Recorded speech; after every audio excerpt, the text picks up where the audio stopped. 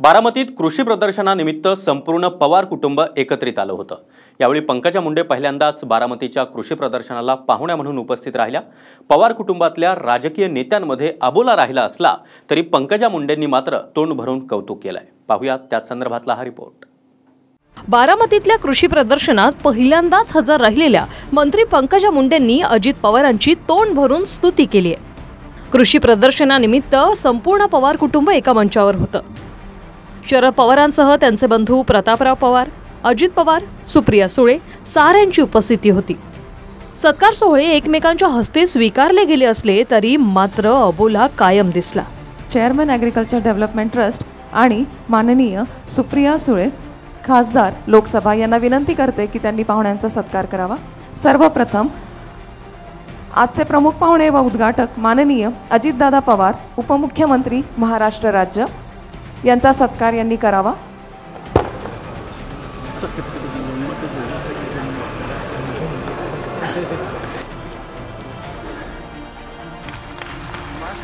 बारामतीतील मयुरेश्वर अभयारण्यामध्ये असणाऱ्या चिंकारा जातीच्या हरणामुळे अजितदादा पवार आपली कृषी 2025 मध्ये स्वागत समारंभावेळी सुप्रिया सुळे आणि पंकजा मुंडेंनी गळाभेटही घेतली। आदरणीय अजितदादांबरोबरही कधी योग नाही आला, पण आज अजितदादांबरोबर काम करत असताना मला माझ्या जीवनातमधली सकाळ कधीच एवढी योग्य कामासाठी गेली नाही। 3-4 कप चहा पिण्यात गेली, डोकं खराब करणाऱ्या बातम्या ऐकण्यात गेली। पण सकाळी आधी त्यांनी मला काल सांगितलं की ताई आपण 5:45ला भेटू। मग मला वहिनींचा फोन आला की आपण 7:15लाच तयार राहा आणि 7:30लाच या।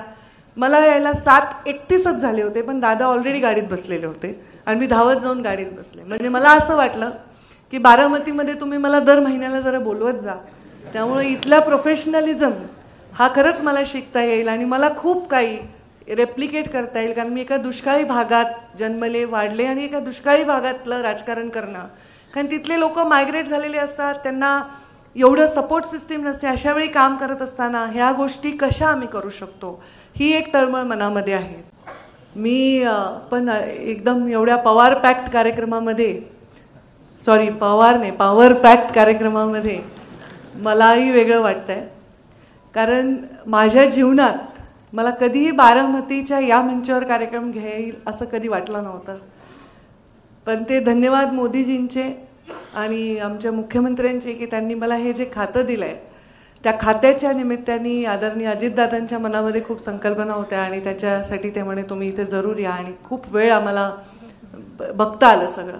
अगदी अवकाडोच्या फ्रूटपासून ते टमॅटोसारख्या फ्रूटपर्यंत आपल्या ह्या म्हणजे भाजीपर्यंत असं सगळं मी पाहत होते आणि प्रत्येक गोष्ट आम्ही चाखतही होतो। डेअरीमध्ये गेलो, तिथले विषय पाहिले आणि ह्या गोष्टीचं रेप्लिकेशन बारामतीच फक्त बारामती असू नये, बारामती सारखं रेप्लिकेशन हे जे राज्याच्या प्रत्येक तालुक्यामध्ये व्हावं, जिल्ह्यामध्ये व्हावं, अशा प्रकारची पिढी घडवण्याचं काम सुद्धा या माध्यमातून व्हावं, हे नक्कीच आपण आपल्या काळामध्ये सगळे करू शकाल अशी अपेक्षा व्यक्त करते।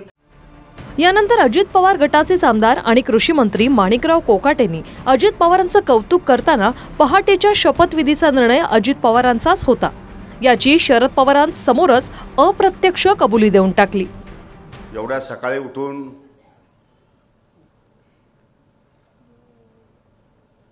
कामाला लागण्याचा पहिलाच दिवस हा मी तरी माझ्या आयुष्यामध्ये या ठिकाणी बघतोय। दादांना माहिती मी उशिरा उठतो, त्यामुळे दादांनी मला रात्रीच सांगितलं उद्याचा दिवस तस्ती घ्यावी लागेल। मी म्हटलं दादा जेव्हा गरज असते तेव्हा खांद्याला खांदा लावून मी कुठे उपस्थित असतो, नसेल तर पहाटेचा शपथविधी आठवा, मीच पाठीमागे उभा होतो।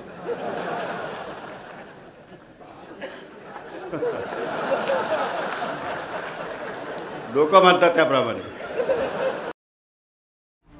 दीपक कापरे, TV9 मराठी, बारामती।